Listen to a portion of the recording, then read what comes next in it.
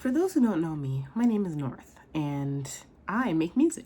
But not only do I make music, but I also am getting certifications in IT. I'm working on learning some languages.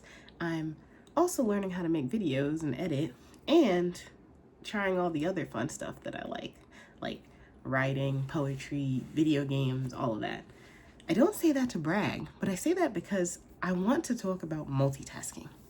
Yes, multitasking, the bane of my existence, and also the thing that makes me who I am, because I have ADHD and sometimes multitasking can be hard because it's hard to focus on things. But there's a way to learn everything that you want to learn, including music and everything else, or art, or whatever you want to work on.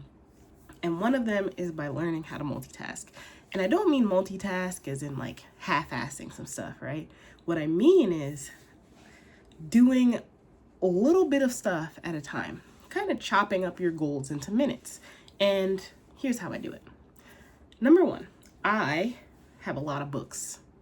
Yeah, I have a field notebook here. I have a notebook there. I have a notebook behind the camera. I have a notebook behind me. And all of them have information in them. Goals, things that I'm doing, all of that. The first thing I would tell you to do is write out some goals, some things that you want to happen. Number one for me was making a video every day for 365 days. Hit 10 million streams on Spotify. Learn how to do lives. Learn a new language. Have English and Spanish. I'm trying to learn Portuguese and possibly Japanese or Mandarin. You keep going like that, right? So you list out all your goals, and then it's hard to focus on all these goals because sometimes you feel like you have to do one, focus really hard and get through the whole thing and keep going. But as humans, we learn in compound ways. We don't necessarily need to do 2, 3, 4 hours of straight work. If anything, that's kind of a negative for some of us. It's nice to take little breaks and stand up and do things kind of minute by minute, right? So I try to compound the things that I want to do in the day by putting tasks together. Let's say that I'm walking to the gym, right? Or I'm going on a walk, or I'm on the treadmill or something.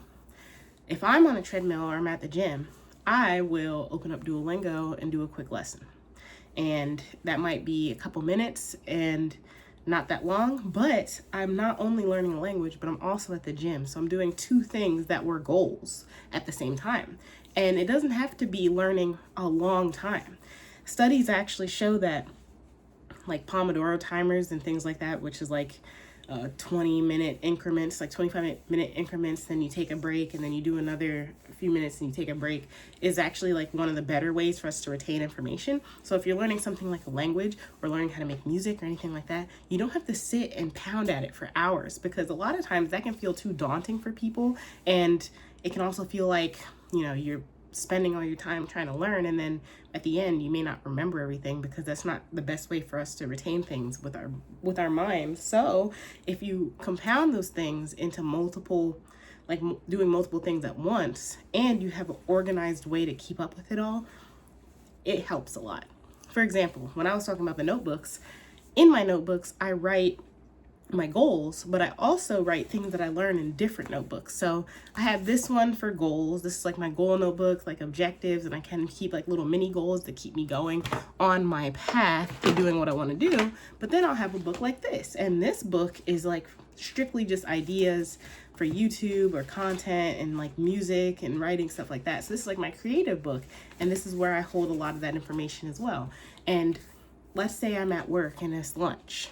At lunch, I might learn a certification, maybe for IT, or I might write in my creative book, or I might do something. So even though I'm at work, I have break time where I'm working on something else that I want to do.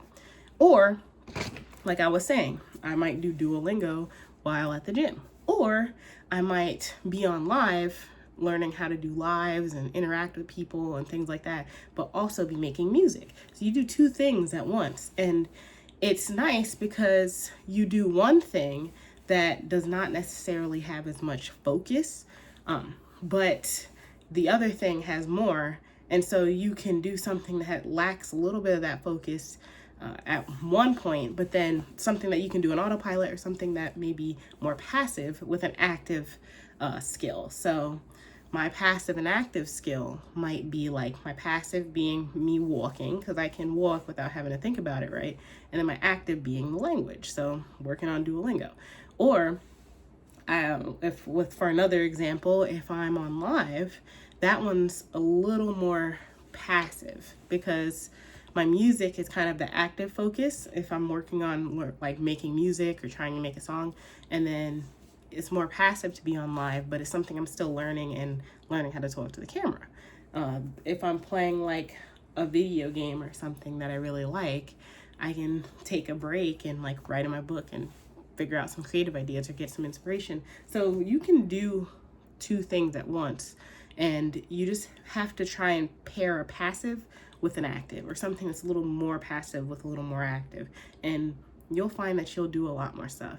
And if you have an organized system for like books and keeping track of things, that also helps with multitasking, because you have these different books, you have goals, you have objectives, and you don't forget about them. You want to make sure that it's organized, and that you're kind of pairing those passive and actives in your book, so that you know, like, when you're doing one thing, you can do the other.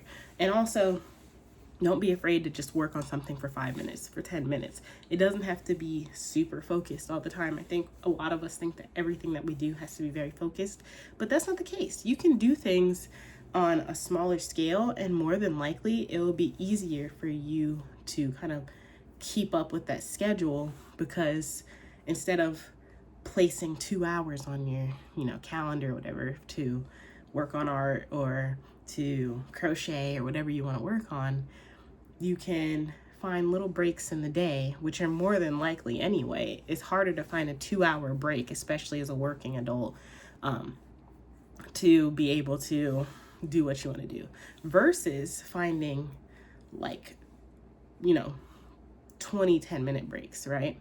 Or whatever you're looking for. So that's one way to kind of look at it and find that time span where you can work on something for a little bit, go back to it, and kind of keep chugging at stuff.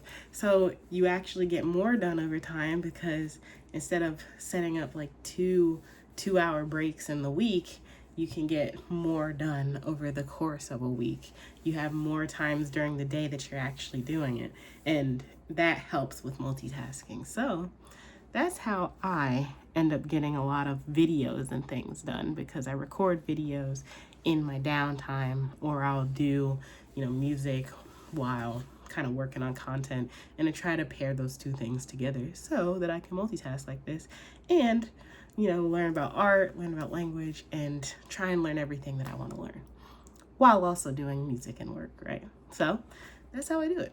But until then, I'll see you tomorrow.